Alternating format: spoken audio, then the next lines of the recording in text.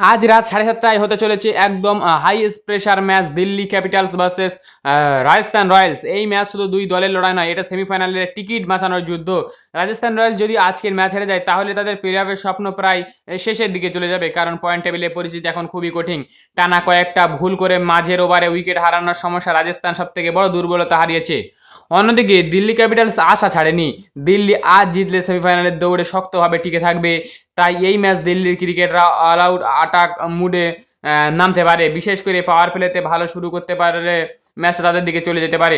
আজকের ম্যাচের চাপটা সবচেয়ে বেশি থাকবে রাজস্থানের উপর, কারণ একটা হার মানেই হয়তো গুড বাই প্লে অফ, আর দিল্লির জন্য হতে পারে কামব্যাকের সব থেকে বড় সুযোগ।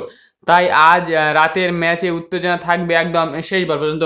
এই ম্যাচ আজকে রাজস্থান হারলেও একটা চান্স থাকতে পারে, কিন্তু দিল্লি হারলে আর চান্স নেই। তাই রাজস্থান ও দিল্লি আজকে এই ম্যাচটা খুব সুন্দর হতে চলেছে। ভিডিওটা ভালো লাগলে অবশ্যই লাইক আর সাবস্ক্রাইব করে দাও, আর বেল আইকন অন করে দাও যাতে কোনো